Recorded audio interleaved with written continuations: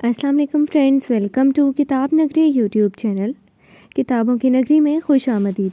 मैं हूं आपकी होस्ट इकरा यासीन और आज मैं आपके लिए लेकर आई हूं आलिया हुसैन के कलम से तहरीर करदा नावल दुआ साला के तू की एपिसोड नंबर 4 को लेकर। लेकिन इस एपिसोड को स्टार्ट करने से पहले जल्दी से कर लीजिए चैनल को सब्सक्राइब, वीडियो को लाइक और क्लिक कर लीजिए बेल आइकन को। अब स्टार्ट करते हैं आज की एपिसोड। उसका आज यूनिवर्सिटी जाना ज़रूरी था क्योंकि बहुत अहम टेस्ट था उसका, जिसकी वजह से वो ड्राइवर के हमरा यूनी आ गई।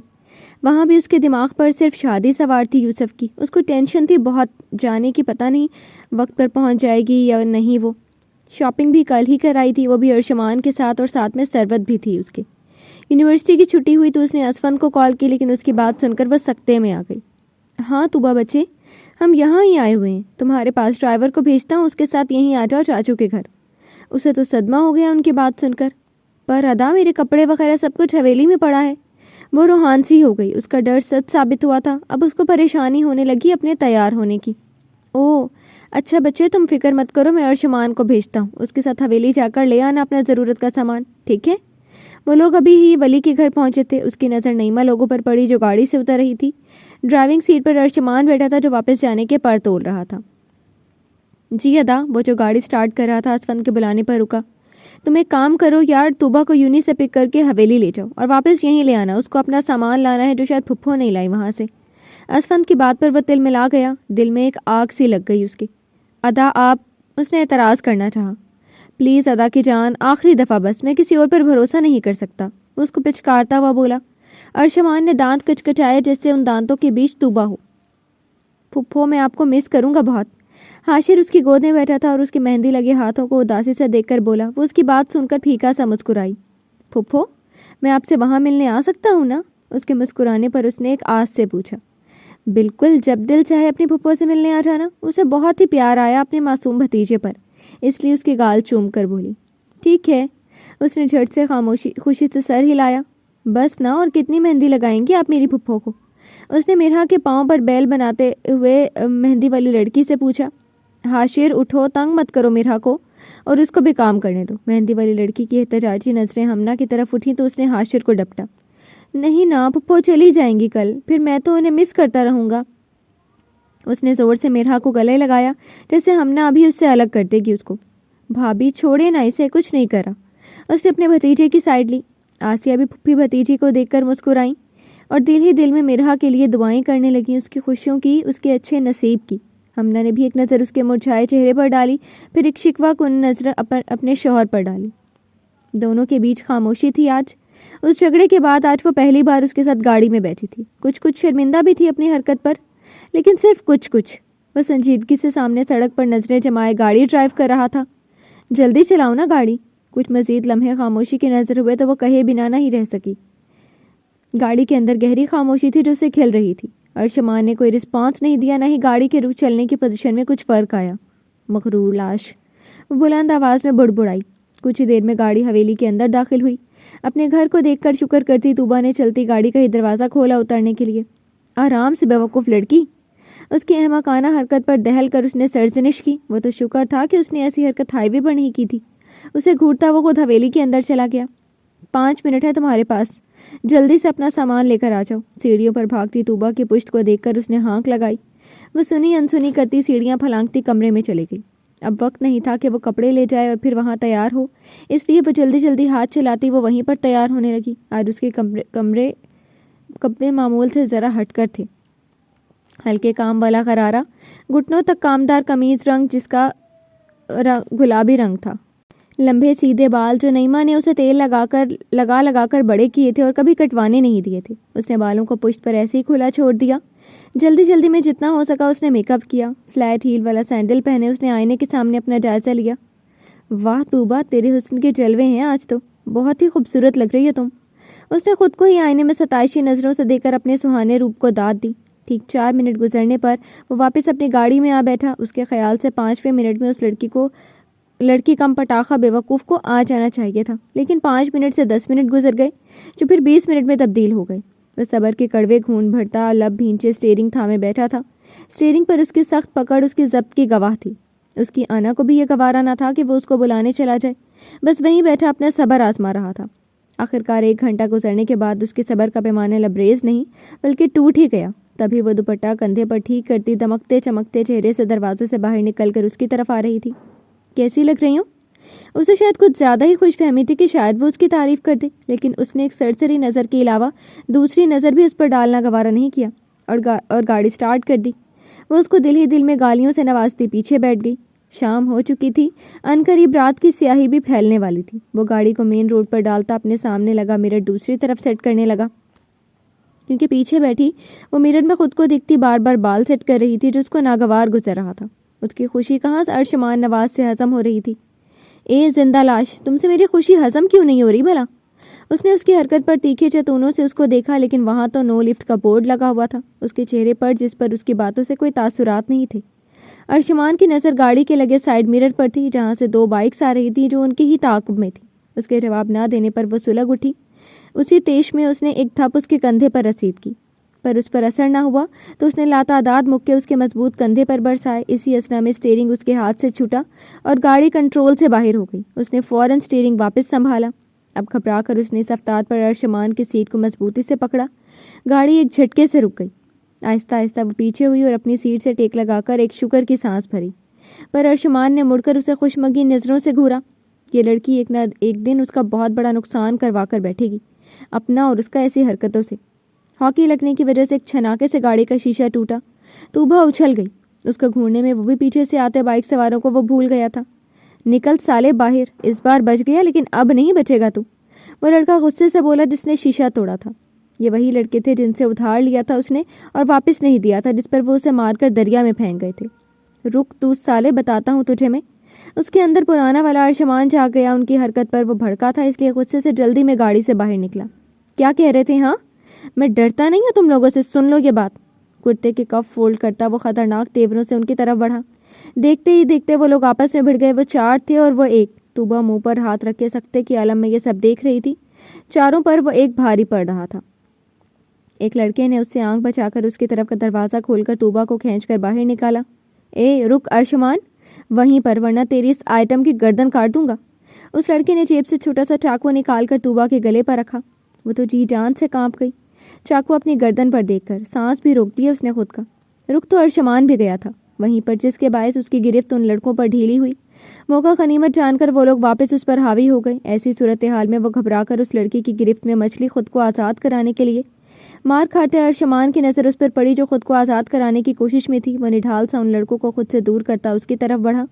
پیچھے ایک لڑکے نے اسے دھکا دیا، لیکن گرنے سے پہلے وہ سنبھل گیا اور ایک ٹانگ اٹھا کر توبہ کی طرف ماری جو سیدھا اس کے پیچھے کھڑے لڑکے کی تھائی پر لگی۔ وہ لڑکا لڑکھڑا کر پیچھے ہوا، جس پر اس نے حیرت سے اپنے پیچھے پھر ارشمان کو دیکھا۔ ارشمان! پہلی بار اس کا نام لے کر اس کے لبوں سے نکلا تھا، وہ بھی چینخ کی صورت میں۔ برق رفتاری سے اس نے اپنے پیچھے سے وار کرتے لڑکے کو کوہنی ماری جو اس کے منہ پر لگی۔ خود کو وہ سنبھال چکا تھا، اس لیے ان لوگوں کو پر پھر سے حملہ آور ہوا اور اس کو بپھرا شیر بنا دیکھ کر وہ لوگ سرپٹ بھاگے۔ ان کو بھاگتا دیکھ کر اس نے سر جھٹکا اور زیر لب ایک گالی دی ان کو۔ وہ واپس توبہ کی طرف بڑھا۔ اس کے سر پر سے بہتا خون دیکھ کر وہ پریشان ہو گئی۔ ارشمان کو تو پرواہ ہی نہیں تھی اپنے سر سے بہتے خون کی۔ آؤ، گاڑی کے پیچھے کا دروازہ کھول کر وہ اس سے بولا جو وہیں پر جامد کھڑی تھی۔ وہ چھوٹے چھوٹے قدم اٹھاتی اس کے قریب آئی اور قریب سے اسے دیکھا۔ سر سے بہتے خون کی پرواہ نہیں تھی اس کو، پر توبہ کو وہ تکلیف اپنے سر پر محسوس ہو رہی تھی۔ ہسپتال چلیں ہم؟ اس کو دیکھ کر اس نے اجازت چاہی وہاں چلنے کی۔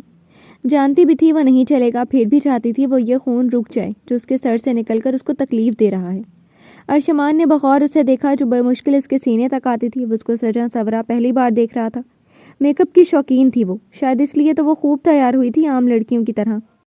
آنکھوں میں کاجل جو توبہ کو بہت پسند تھا، گال پر تھوڑی کی سائڈ پر کالا تل جو اس نے مصنوعی بنایا تھا۔ وہ گندمی رنگت والی لڑکی عام نقوش کی مالک تھی، اس وقت انتہا کی حسین لگ رہی تھی، پر اس کے سیدھے بال بکھرے ہوئے تھے اس لڑکی کے کھینچنے سے۔ نہیں، اس سے نگاہیں ہٹا کر اس نے بے تاثر جواب دیا۔ وہاں سے ہٹ کر وہ اپنی ڈرائیونگ سیٹ پر آ بیٹھا۔ اس کا یہ مغرور انداز جانے کیوں آج اس کو برا نہیں لگا۔ شاید وہ زخمی تھا اور توبہ کو اس کا احساس ہو رہا تھا۔ وہ بھی چپ چاپ پیچھے بیٹھنے کے بجائے اس کے برابر والی سیٹ پر بیٹھ گئی۔ ارشمان نے اس پر بھی کوئی رسپانس نہیں دیا۔ ہاں، جھنجھلایا ضرور تھا۔ وہ مرر میں اپنے بال اور میک اپ ٹھیک کرنے لگی۔ ادا کو کچھ مت بتانا، گاڑی ولی ہاؤس کے سامنے روک کر اس نے بنا دیکھے توبہ سے کہا۔ کیوں؟ میں بتاؤں گی، اور یہ بھی کہ تم زخمی ہو، سر سے خون بہہ رہا تھا۔ میں نے کہا ہسپتال چلیں، لیکن تم نہیں مانے اور اب نہ جانے کہاں جا رہے ہو۔ اس نے نوٹ کیا تھا کہ وہ اسے دیکھے بغیر اس سے بات کر رہا تھا۔ اس کو پسند نہیں آیا اس کا یہ انداز۔ تم انہیں کچھ بھی نہیں بتاؤ گی؟ اس بار بھی ارشمان نے اس کی طرف دیکھنے سے اعتراض برتا۔ اور وہ کیوں؟ تمہیں کیوں لگتا ہے میں انہیں نہیں بتاؤں گی؟ میرے گلے پر چاقو رکھا تھا اس شخص نے، اگر مجھے کچھ ہو جاتا تو، یا جان چلی جاتی، میں رسک نہیں لوں گی۔ ادا کو بتا دوں گی، وہ مجھے کم از کم سیکیورٹی تو فراہم کریں گے۔ وہ معصومیت سے آنکھیں پٹ پٹا کر اسے سخت زہر لگی۔ چلی ہی جاتی، وہ بلند آواز میں بڑبڑایا۔ ہاں، اس کی بڑبڑاہٹ سن کر اس کا منہ کھل گیا۔ تم مجھے بددعا دے رہے ہو زندہ لاش؟ وہ واپس اپنے اصلی انداز میں واپس لوٹ آئی۔ نہیں، لیکن دعا ضرور کر رہا ہوں، اب نکلو گاڑی سے، زیادہ سر مت کھاؤ میرا، اس پر چنچلا کر کہہ کر اس نے رخ اس کی طرف کیا۔ اپنی کامیابی پر وہ مسکرائی۔ آخرکار اسے اپنی طرف دیکھنے پر مجبور کر ہی لیا تھا اس نے، جبکہ وہ تب گیا تھا اس کو مسکراتا دیکھ کر۔ عزت راس نہیں تمہیں؟ وہ نہیں چاہتا تھا کہ گاڑی سے باہر نکلے یا کوئی اس کو اس حالت میں دیکھ لے، لیکن سامنے بیٹھی لڑکی نے اسے مجبور کر دیا تھا دھکے دے کر نکالنے پر۔ ہاں، گاڑی سے باہر مت نکلنا تم، ورنہ کوئی دیکھ لے گا تو الزام مجھ پر ہی لگاؤ گے کہ ادا کو میں نے بتایا ہے۔ وہ تپا دینے والی مسکراہٹ کے ساتھ اس کو زج کر رہی تھی۔ تو مہربانی ہوگی آپ کی اگر آپ اپنے قدم باہر نکال کر خود کو یہ زحمت دیں گی۔ مجھے بھی جانا ہے، اس نے تب کر کہا تھا، جس پر توبہ کا کہا تھا وہ صبر کے گھونٹ بھر کر رہ گیا۔ اوکے لاش، بائے، ہسپتال چلے جانا، گھر جا کر تمہیں میں ٹھیک دیکھوں، ورنہ ادا کو میں ابھی بھی بتا سکتی ہوں۔ اس کو دھمکی دے کر اس پر ایک طریقے سے اپنا روب جھاڑا تھا۔ اس کے استحقاق بھرے لہجے پر ارشمان نے اس کی آنکھوں میں جھانکا جو اسے تنبیہ دے رہی تھی۔ اس کے جانے کے بعد اس کی پشت پر الجھے بالوں کو اس کے غائب ہونے تک دیکھتا اس کے استحقاق بھرے لہجے کے حصار میں جکڑا رہا تھا۔ وہ اپنے کمرے میں ہی تیار ہو رہا تھا۔ اس نے منع کر دیا تھا ولی کو کہ وہ خود تیار ہوگا اور اس کو کوئی ڈسٹرب نہ کرے۔ یوسف ولی کے بھی اپنے انداز تھے، اپنے ہی موڈ تھے اس کے بھی۔ اسکن کلر کی شیروانی میں اس نے خود کو آئینے میں دیکھا۔ سانولی رنگت پر اس کو خود ہی شیروانی اچھی نہیں لگی، اس لیے رضا بابا کو بلایا اور ان سے کہا کہ اس کو یا تو براؤن رنگ کا کوئی سوٹ دے یا کالے۔ پر چھوٹے بابا، آپ کی شادی ہے اور یہ شیروانی آپ پر اچھی بھی لگ رہی ہے۔ اس کے احساس کمتری بھرے لہجے کو انہوں نے محسوس کیا تھا۔ افسوس سے وہ اسے دیکھ رہے تھے، انہیں ترس آیا تھا اس پر۔ نہیں، مجھے دیں کوئی دوسرے کپڑے، ورنہ میں خود پہن سکتا ہوں۔ اس نے شیروانی خود ہی پہنی تھی کیونکہ اس کے لیے وہ آسان تھی، پر وہ شلوار قمیض خود سے نہیں پہن سکتا تھا۔ اس کی دھمکی کارگر ثابت ہوئی۔ رضا بابا اس کے لیے دونوں کاٹن کے استری شدہ براؤن اور بلیک رنگ کے کپڑے نکال کر لائے اور اس کے سامنے کیے۔ یوں کریں، یہ کالا والا دے دیں، یہ صحیح رہے گا۔ اس نے کالے کپڑوں کی طرف اشارہ کیا۔ نہیں چھوٹے بابا، یہ براؤن والا پہن لیں، یہ زیادہ اچھا رہے گا، شادی کی مناسبت سے یہ کالا رنگ ٹھیک نہیں۔ انہوں نے براؤن والے کپڑے اس کے سامنے کیے۔ جو کرتا تھا گلے پہ مردانہ کڑھائی ہوئی بھی تھی۔ اچھا، صحیح ہے یہی۔ وہ جھٹ سے مان گیا۔ اس کی معصوم صورت دیکھ کر بے ساختہ ان کے دل نے اس کی خوشیوں کی دعا کی۔ جلدی سے تیار ہو کر وہ اپنی مخصوص شال کندھوں پر پھیلائے، چہرے پر سنجیدگی تھی۔ وہ کوئی باروب شخص لگ رہا تھا۔ ابھی تک تیار نہیں ہوئے دولہا صاحب؟ اسے کمرے سے آتا دیکھ کر نینا نے تنزیہ کہا۔ تیار ہوں، اس نے ہلکی آواز میں صرف 2 لفظ جواب دیا۔ ہیں؟ حیرت پھر تمسخر سے ان کا کہا نکل گیا۔ یہ تم تیار ہو؟ یوسف، خیر تم تو تیار ہو کر بھی تیار نہیں لگتے، کیونکہ تم میں تیار ہونے سے بھی کوئی فرق نہیں پڑتا، نہ تمہارے رنگ میں نہ تمہاری اس بے جان بازو میں رہتے، وہی معذور ہو۔ بمشکل اپنی ہنسی رو کر انہوں نے اس کا مذاق اڑایا۔ دل چلانے سے وہ لوگ کبھی باز نہیں آتے، وہ اگلے بندے کی پوزیشن بھی نہیں دیکھتے۔ طنز کے تیر مارتے وقت یہی چیز نینا بھی کر رہی تھی۔ وہ خاموش رہا، بدلے میں کچھ کہنے کو تھا ہی نہیں اس کے پاس۔ سچ ہی تو کہہ رہی تھی۔ وہ تیار ہو کر کون سا اس کے کالے رنگ میں فرق آ جانا تھا یا اس کا بازو ٹھیک ہو جانا تھا؟ اس کے لاکھ نانا کرنے کے باوجود بھی بیوٹیشین نے ہمنا کی ہدایت پر اسے برائڈل میک اپ کیا تھا۔ ڈیپ لال رنگ کا لہنگا جو ولی نے بھجوایا تھا، اس کے ساتھ ہی سونے کا بھاری سیٹ جو اس کے گلے کی زینت بنا ہوا تھا۔ بڑے سے بھاری جھمکے جس سے وہ میرھا کو لگ رہا تھا اس کے کان ٹوٹ جائیں گے۔ برائڈل ہی ماتھا ٹیکا اور ناک میں نتنی، اس پر بیوٹیشین کا مہارت سے کیا گیا میک اپ، ڈیپ لال ہی رنگ سے رنگے ہونٹ، مصنوعی پلکوں کا آنکھوں پر بوجھ اٹھائے اس نے خود کو آئینے میں دیکھا۔ وہ کہیں سے بھی وہ سادگی میں رہنے والی میرھا نہیں لگ رہی تھی۔ اتنا روپ تو اس پر فرحان کے نام سے مائیوں میں بیٹھتے وقت بھی نہیں آیا تھا جتنا اس وقت وہ دمک رہی تھی۔ بیوٹیشین تو اس کی تعریف کرتے نہیں تھک رہی تھی۔ ہو لگ رہی ہیں آپ بالکل۔ بیوٹیشین نے اسے اٹھنے میں مدد دی جو اٹھ کر آئینے کے سامنے کھڑی ہو گئی۔ وہ بھول گئی تھی کہ کس کے نام سے آج سجی سوری ہے۔ یک ٹک بس آئینے میں اپنا شہزادیوں جیسا روپ دیکھ رہی تھی۔ نازک سراپا اس پر لال رنگ کا بھاری کام والا لہنگا کافی جچ رہا تھا اس پر۔ ناک میں بڑی نتنی جس کا موتی لٹک کر اس کے لال رنگ میں رنگے ہونٹوں کو چھونے کی خواہش میں تھا، پر چھو نہیں پا رہا تھا۔ اس پر ٹھوڑی کا گڑھا اس کے حسن میں 4 چاند لگا رہا تھا۔ اسی وقت ہمنا آسیہ کو لیے اندر آئی تھی، ساتھ حاشر بھی تھا۔ عامر کھانے وغیرہ کا انتظام دیکھ رہا تھا بارات والوں کے لیے۔ چھوٹا سا فنکشن تھا جو ان کے گھر میں ہی رکھا گیا تھا۔ ماشاء اللہ ماشاء اللہ، اللہ پاک نصیب بھی اتنے ہی سونے کرے میری بچی کے، بالکل چاند لگ رہی ہو۔ آسیہ تو اپنی بیٹی کو دیکھ کر دعائیں دیتی نہیں تھک رہی تھی۔ ہر ماں کی خواہش ہوتی ہے بیٹی کے حوالے سے، اور جب وہ خواہش پایا تکمیل پہنچتی ہے تو ان کی خوشی لفظوں سے باہر ہوتی ہے۔ ہمنا بھی اس کے روپ کو دیکھ کر اس کی نظر اتارنے لگی۔ حاشر تو منہ کھولے اپنی پھپھو کو حیران کن نظروں سے دیکھ رہا تھا کہ سچ میں وہی ہے یا کسی سے اس کی پھپھو بدل گئی ہے۔ کچھ ان کی آس پڑوس کی لڑکیوں نے بارات آ گئی کا شور مچایا تو ہمنا اور آسیہ حاشر کو اس کے پاس چھوڑ کر بارات کے استقبال کے لیے باہر چلی گئیں۔ وہیں مرحا کی دھڑکنیں منتشر ہوئیں۔ آخر وہ لمحہ آ پہنچا خود کو کسی کے نام کرنے کا۔ اس کو فرحان سے گہری محبت نہیں تھی، لیکن ایک اندیکھے جذبات تھے جس کو اس نے محبت کا نام دیا تھا، لیکن ابھی وہ جذبات کھوکھلے نہیں ہوئے تھے۔ وقت لگتا ہے سنبھلنے میں، حادثہ بڑا ہو یا چھوٹا، وقت لگتا ہے بندے کو نارمل ہونے میں، وہ سب بھولنے میں۔ اور اس کی تو شادی ٹوٹی ہے جس کے حوالے سے کئی خواب سجائے تھے اس نے۔ اس کے تو وہم و گمان میں ہی نہیں تھا کہ قسمت آخر وقت آ کر پلٹا کھائے گی اور اس کا کوئی اور ہم سفر بن جائے گا۔ بے شک نصیبوں کا صرف خدا کو علم ہوتا ہے، ہم انسان صرف رشتے جوڑنے میں لگے ہوتے ہیں۔ جب خدا کی طرف سے کن ہوتا ہے تبھی کسی بیٹی کا یا بیٹے کا نصیب کھلتا ہے، پر یہ دنیا کہاں سمجھتی ہے۔ اس کی ایک طرف اسفند، دوسری طرف ولی تھے، ان کے بیچ نظریں جھکائے وہ کسی مجرم کی طرح چل رہی تھی۔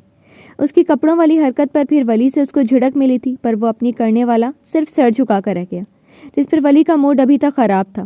اسفند بار بار اس کو مخاطب کر کے اس سے باتیں کر رہا تھا، جس پر وہ سر ہلاتا یا کبھی کبھی ہاں ہوں کہہ دیتا۔ اسفند جانتا تھا اس کی عادت کو کہ وہ کبھی ہاں ہوں سے آگے بات نہیں کرے گا۔ وہ حیران تھا ولی کے اس اقدام سے کہ اس کی شادی اتنی جلدی کیوں کروا رہے ہیں وہ، پر اس کو کہاں معلوم تھا دنیا مفاد دیکھتی ہے، رشتے یا اپنے نہیں۔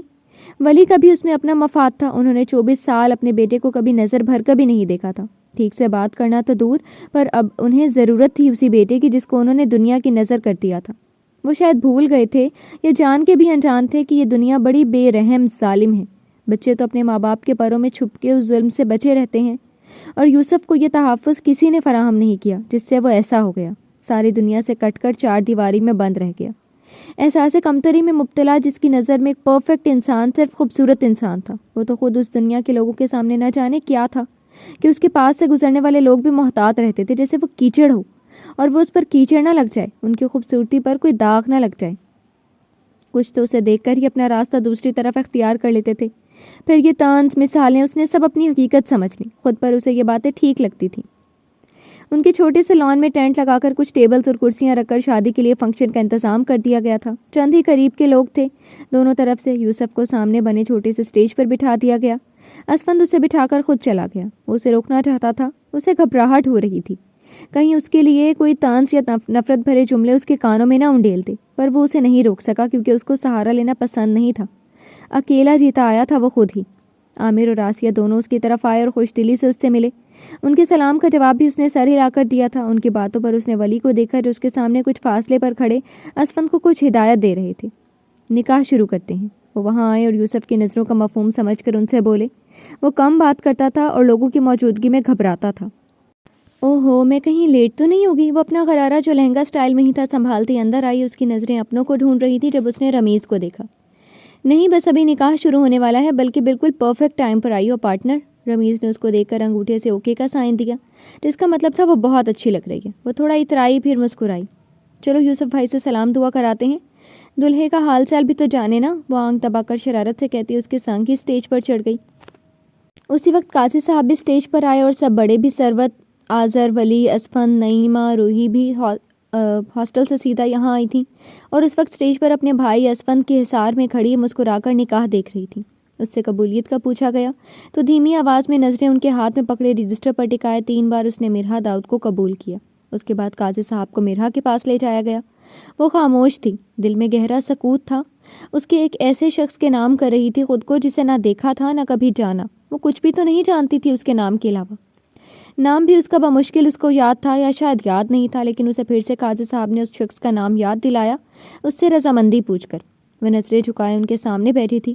اس کے برابر میں اس کو اپنے حصار میں لیے آسیہ بیٹھی تھی، تو اس کے سر پر باپ جیسے بھائی کا شفقت بھرا لمس تھا، پر اس کے اندر گہری خاموشی تھی کہ ہلکی آواز میں جیسے سرگوشی کی گئی ہو۔ 2 لفظ، قبول ہے، اس کے کانوں میں اتنے تیز آواز میں گونجے تھے، اس نے خود کو کسی اور کے نام آخر کر ہی دیا۔ اس نے یوسف ولی کو ہمسفر کے طور پر قبول کر لیا. اپنے دکھ سکھ زندگی کے ہر راز، ہر خاموشی، ہر آنسو کا حق اسے دے دیا. اس کے ایک آنسو کی وجہ اسے معلوم ہو. اس کی خاموشی کے اندر چھپائے راز جانے. سکھ میں ساتھ دکھ میں اس کے گرد حصار باندھے. زندگی کے ہر قدم پر اس کے ساتھ قدم رکھے. ایک ایسا ہمسفر واقعی میں وہ اس کا ہمسفر بن جائے. اس کے بعد آسیہ نے اسے خود سے لپٹایا. عامر نے اس کا ماتھا چوما. قاضی صاحب واپس اسٹیج پر گئے اور دلہے کو مبارکباد دی. ولی نے خوشی سے اور اطمینان سے یوسف کو گلے لگایا. اس کا اپنا چہرہ اسپاٹ تھا. ان سے مل کر وہ واپس اپنی جگہ پر بیٹھ گیا. میرا کو اس کے ساتھ بٹھانے کے لیے لایا گیا. اسفند نے یوسف کے کان میں کچھ کہا جس پر اس نے بیزار شکل بنا لی. بے ارادہ اس کی نظر ارسا پر پڑی جو اپنی ماں کے ساتھ کسی بات پر ہنس رہی تھی. یوسف مبہوت رہ گیا. وہ بہت ہی خوبصورت لگ رہی تھی. ارسا کا یہاں آنے کا کوئی ارادہ نہ تھا، پر نینا اسے زبردستی لائی تھی کیونکہ وہ ولی کو ناراض نہیں کرنا چاہتی تھی. اسفند نے اس کو ٹہوکا مار کر ہوش دلایا. ادا میں نہیں. اس نے منمنا کر منع کرنا چاہا جس پر اس نے اس کو آنکھیں دکھائیں. وہ اس کی بہت عزت کرتا تھا، اس لیے ناچار اٹھ کھڑا ہوا دلہن کے استقبال کے لیے. وہ ہمنا اور کچھ کزنز کے جھرمٹ میں چھوٹے چھوٹے قدم اٹھاتی بلکہ جھکائے اسٹیج کی طرف آئے جہاں اس کا ہمسفر کھڑا تھا. اس کا بھاری لہنگا اس کے سنگ آتی لڑکیوں کے ہاتھوں میں تھا جس سے وہ بآسانی چل رہی تھی. 2-3 بنے اسٹیج پر جانے کے لیے اسٹیپ جن پر اس نے پاؤں رکھا ہی تھا کہ ایک بھاری مردانہ سانولا ہاتھ اس کے سامنے آیا. اس نے جھکی نظریں ہاتھ سے گزار کر اوپر اٹھائیں. سامنے ہی اس کا نصیب کھڑا تھا. اس کا پلکیں اٹھانا ہی تھا کہ وہ ساکت رہ گیا. اس نازک سے شہزادے جیسے روپ کو دیکھ کر شاید وہ کسی پرستان کی پری تھی. مکمل حیا سے لبریز حسن، پلکوں میں لرزش، اس کے دیکھنے پہ مومی ہاتھوں کی مخروط انگلیوں کی کپ کپاہٹ. یہ کیسا لمحہ تھا. دونوں کی دھڑکنیں منتشر تھیں. ایک حیا سے کانپ رہی تھی تو دوسرے کے دل میں جذبات کا طوفان امڑ آیا تھا. اس کا کپ کپاتا مومی ہاتھ اس کے ہاتھ میں آیا تو استحقاق سے اس کے انگوٹھے نے اس کی کانپتی انگلیوں کو سہلایا تھا جس نے اس کے ہم قدم چلتے ہوئے ایک بار پھر اس کی طرف دیکھا تھا. وہ مسکرایا. شاید پہلی بار اتنے عرصے میں یا زندگی میں وہ مسکرایا تھا. وہ خاموشی سے اس کے ساتھ بیٹھ گئی جبکہ اس کی دیوانی ہوتی پیاسی نظریں بار بار بھٹک بھٹک کر میرہا پر جا رہی تھی جس سے وہ مزید کنفیوز ہو رہی تھی. مام، کیسی لگ رہی ہے یہ جوڑی؟ ارسا نے جوس سے خون بھر کر سامنے اسٹیج پر بیٹھے میرہا اور یوسف کی طرف اشارہ کیا. چاند سورج کی جوڑی ہے، نینا نے کہنے کے ساتھ ہی کہکہا لگایا. اس کی بات میں چھپا تمسخر سمجھ کر وہ بھی ہنسی. او ہو موم، ایک سیاہی ہے رات کا تو دوسری لائٹ ہے جو کبھی بھی جا سکتی ہے. اس نے تنفر سے ایک نظر دونوں پر ڈالی. اس سے میرہا کا اتنا حسن برداشت نہیں ہو رہا تھا، اس لیے دن کی روشنی کہنے کے بجائے لائٹ کہتی ہے. اس کے خیال سے لائٹ چلی بھی جا سکتی ہے، لیکن وہ یہ بھول گئی روشنی تو کیسی بھی ہو ہمیشہ رہتی ہے. دن کے بعد رات ہوتی ہے تو پھر واپس دن ہی ہوتا ہے، اور اگر لائٹ چلی جاتی ہے تو آتی ضرور ہے. صحیح کہا. میری بیٹی سے شادی کرنا چاہتا تھا. اوقات ہے اس کی. میری بیٹی تو آسمان پر ستاروں کے بیچ چمکتا ایک چاند ہے جس کی جیسا کوئی دوسرا نہیں. ان کے لہجے میں غرور تھا، حسن پرستی کا. چاند کہتے ہیں انہیں داغ یاد نہیں آیا جو چاند کے ہی بیچ میں تھا، جو ان کی بیٹی میں بھی تھا. حسد کا، خود پسندی کا. اپنی ماں کی بات پر وہ مسکرائی اور ایک ادا سے ان کی ہاں میں ہاں ملانے کے لیے بالوں کو جھٹکا دیا جو کسی پر بجلی ضرور گرا گیا. آئینے کے سامنے کھڑی وہ بال سلجھا رہی تھی. چینج وہ کر چکی تھی. واپس اپنے پہلے والے حلیے میں کرتی پر جینس، چہرے پر میٹھے میٹھے میک اپ کے داغ، پیشانے پر تفکر کی لکیریں. پر یہ فکر مندی اسے ایک شخص کے لیے تھی. کیا اس نے بینڈیج کروائی ہوگی؟ کہاں گیا ہوگا؟ کیا واپس حویلی یا کہیں اور شادی میں بھی نہیں آیا تھا؟ دھیرے دھیرے ہاتھ میں پکڑا کنگا اس کے بالوں کو سلجھا رہا تھا، پر اس کی سوچوں کی پرواز کافی تیز تھی.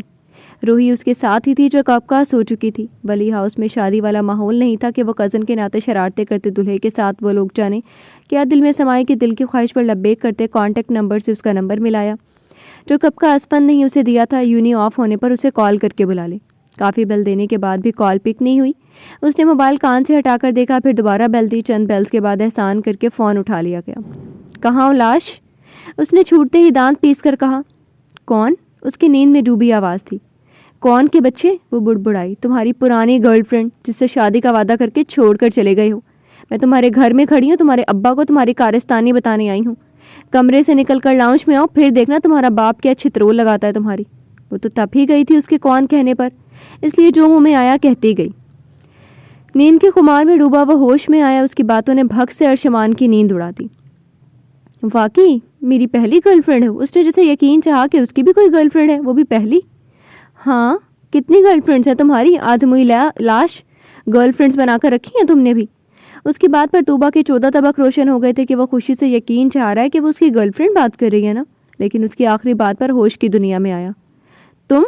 تم نے مجھے کیوں فون کیا؟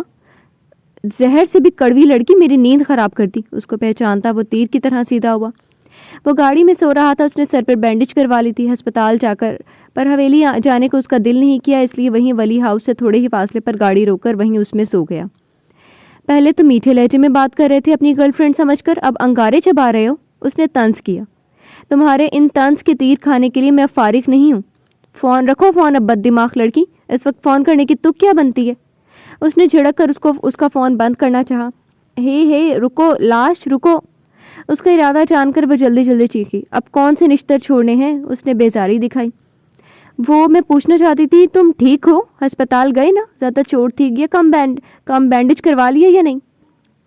وہ تھوڑا جھجکی، لیکن پوچھنا شروع ہوئی تو سوالوں کی بوچھاڑ کرتی اس پر۔ وہ ٹھٹک گیا اس کے لہجے پر۔ تمہیں کیا اس سے؟ اس نے کچھ جتایا۔ پریشان تھی نا میں، دیکھو اگر نہیں گئے تو اب جاؤ ہسپتال، ورنہ میں ادا کو بتا دوں گی جا کر۔ ابھی وہ بھی ویسے بھی باہر بیٹھے چائے پی رہے ہیں تھکن اتارنے کے لیے۔ اس نے دھمکی دی۔ وہ الگ بات کہ باہر اسفن تو کیا اس نے کوئی زیرو بھی نہیں دیکھی تھی، کیونکہ باہر گئی ہی نہیں تھی وہ کمرے میں آنے کے بعد۔ ہاں گیا تھا، کچھ نہیں ہوا، پٹی بھی کروا لی۔ اب رکھو فون اور دماغ سے سارے خرافات نکال کر سو جانا مہربانی کر کے۔ اس کے لہجے کو نظر انداز کر کے وہ رکھائی سے بولی۔ تم جھوٹ بول رہے ہو، مجھے یقین نہیں۔ ایسا کرو میں ویڈیو کال کرتی ہوں تمہیں، پھر میں دیکھوں گی تمہارے سر پر سفید پٹی بندھی ہوئی ہے یا نہیں۔ وہ سوچتی سوچتی اچانک چہک کر بولی، جیسے پاکستان کا بہت بڑا مسئلہ حل کرنے کے لیے اس نے ایک حل نکالا ہو جو واقعی کام کر جائے گا۔ تمہارا دماغ ٹھیک ہے؟ اس کی بات پر وہ بھننا گیا۔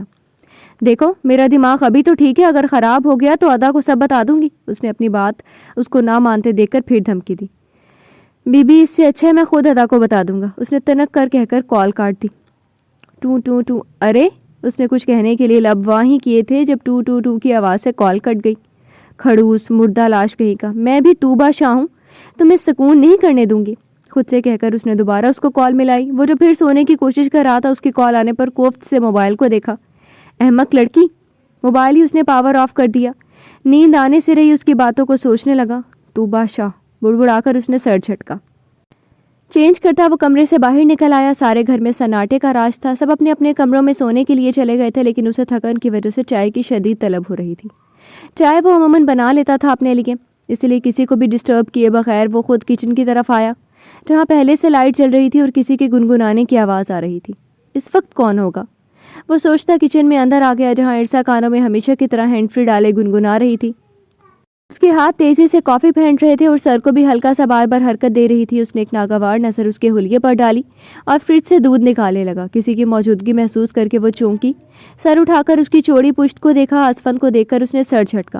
اسے اپنی ماں کے شوہر کے رشتہ دار بالکل پسند نہیں تھے، نہ ہی وہ انہیں منہ لگاتی تھی۔ اس کی ہی برابر میں وہ دوسری طرف کھڑا ہو گیا۔ چائے کی طلب شدید تھی، ورنہ اس کا دل چاہ رہا تھا چلا جائے۔ چائے کا پتیلا اس نے چولہے پر چڑھا دیا، جس پر ایک نظر ارسا نے اس کو دیکھا جو مہارت اور سگھڑ پن سے چائے بنا رہا تھا۔ جانے کیوں اسے ہنسی آئی، جس کی ساری حسیات اسی کی طرف تھی۔ اس کی ہنسی پر اچھمبے سے اسفن نے اس کو دیکھا اور ایک ابرو جھکائی، جس پر اس نے منہ پر ہاتھ رکھے نفی میں سر ہلایا۔ آنکھوں میں شرارت تھی۔ کچھ لمحے تو وہ اسے دیکھے گیا، اس ادا پر وہ بہت معصوم لگی تھی۔